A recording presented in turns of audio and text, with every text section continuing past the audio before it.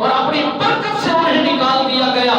اور اس ملعون نے بھی ایسا ہی کچھ کیا کہ میں سب سے بڑا ہوں، میں اعمال میں بڑا ہوں، میں کردار میں بڑا ہوں، اور میری جو بناوٹ ہے وہ بہت اونچی ہے، میں مٹی کے بنے ہوئے حضرت آدم علیہ السلام سرکار کو سجدہ کروں، میں آگ کا بنایا گیا ہوں اور اتنا بدکمال ہوں، اور میرے اندر اتنا طاقت ہے کہ جو چاہوں کر دکھا سکتا ہوں۔ مکرم ملائکہ میرے پیچھے رہتے ہیں، میرے حکم کی تابعداری کرتے ہیں، میرے اشاروں پر عمل کرتے ہیں، میری بات کو یقینی بات سمجھتے ہیں۔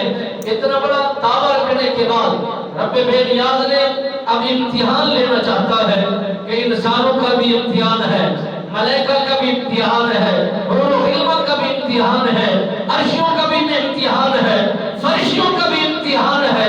یہ ساری چیزیں بخوبی ہیں، ساری چیزیں اپنی جگہ پر کمال ہے۔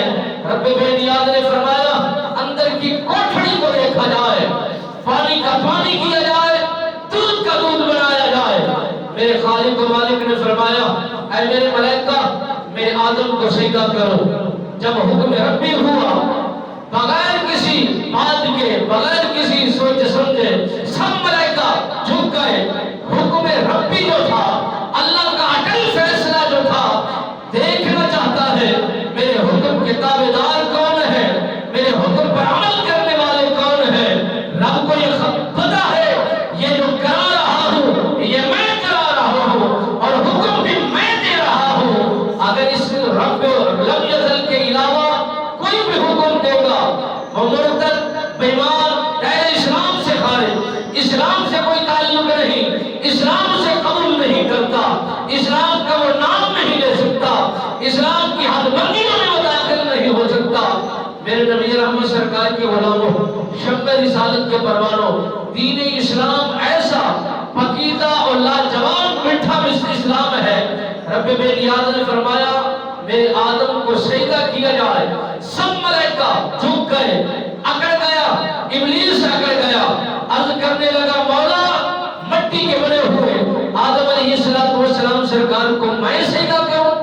میں آگ کا بنایا گیا ہوں، باکمال ہوں، عبادت میں نام ہے، ریاضت میں نام ہے، تسبیحات و اذکار میں نام ہے، میں سجدہ نہیں کرتا، میں صرف تیری ذات کو سجدہ کرتا ہوں، اس کے علاوہ کسی کو سجدہ کرنے کا ارادہ نہیں رکھتا۔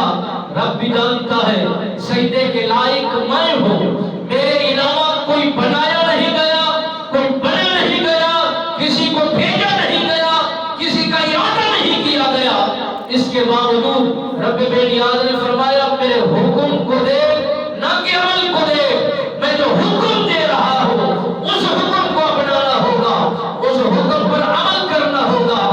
اس ابلیس نے ڈٹ کر انکاری کی۔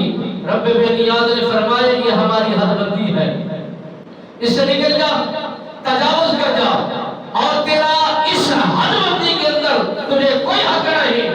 ہماری رحمت تجھ سے دور، ہماری برکت تجھ سے دور، ہماری عنایات تجھ سے دور۔